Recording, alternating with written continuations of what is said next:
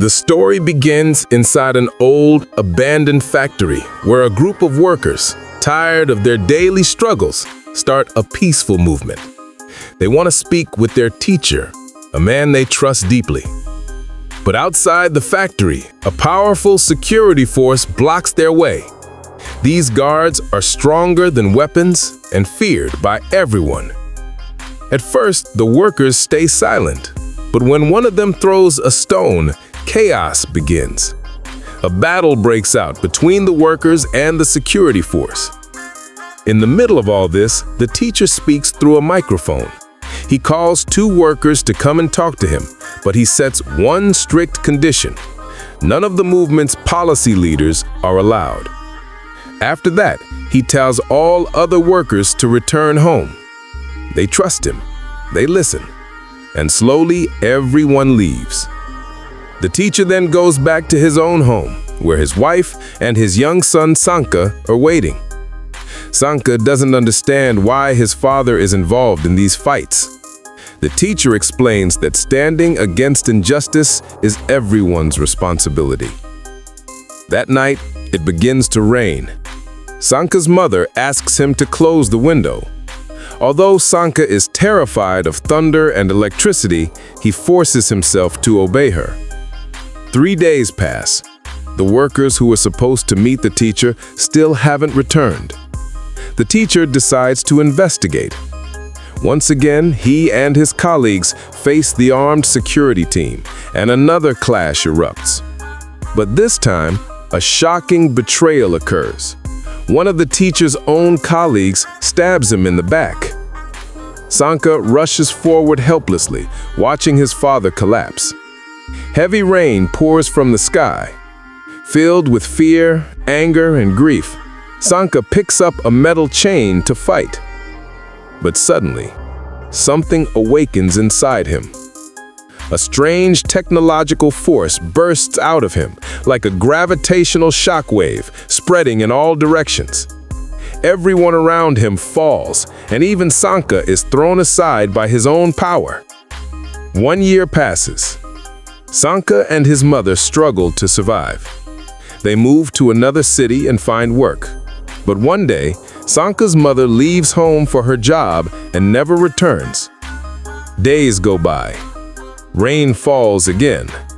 Sanka, left alone with hunger and fear, finally accepts that she is gone forever.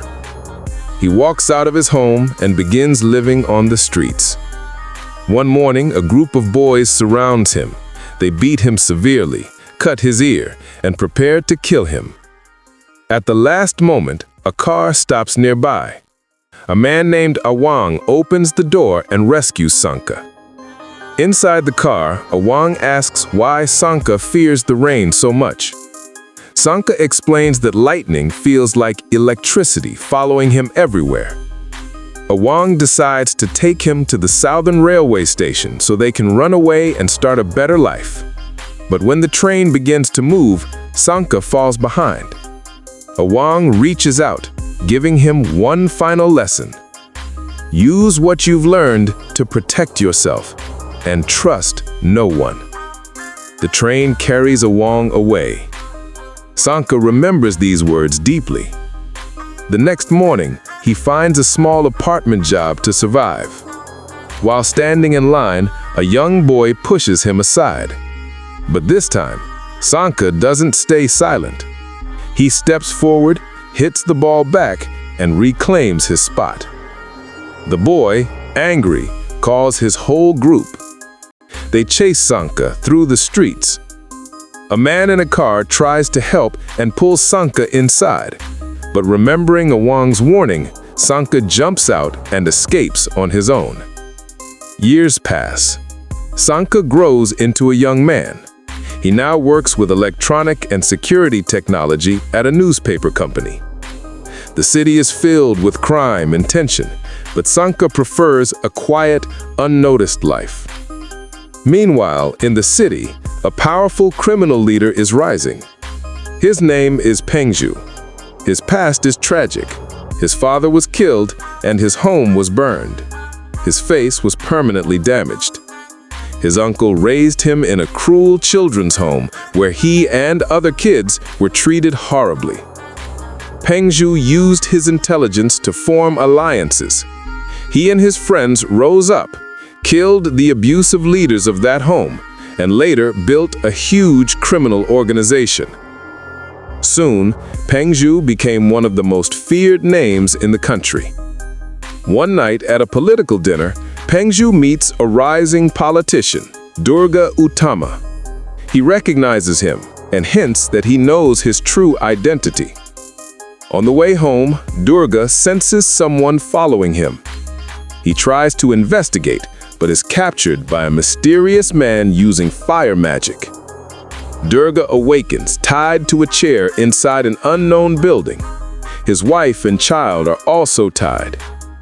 Pengju appears and reminds Durga of the price of dishonesty. He forces Durga to watch as the ropes burn and his family falls to their deaths. Durga tries to save them, but falls and dies as well. Meanwhile, Sanka wakes up in his apartment to the sound of someone trying to break into the next room. He doesn't want to involve himself in others' problems and ignores it. At work, he talks to a friend who wants to leave the violent city. While they're discussing, a desperate man runs into their office asking for help. He's being chased by a group trying to kill him. At first, Sanka refuses to get involved, but his colleague, Awang, opens the door and pulls the man inside. Yes, Awang is alive and working in the same city. He promises to take the man safely to the police. Awang tells Sanka that the city will never change if people like him always avoid helping others. These words stay in Sanka's heart. The next day, the same dangerous men break into the building searching for a woman named Ulan and her younger brother, Teddy. A terrible fight breaks out. Sanka is forced once again to face danger. And the power inside him begins to awaken again.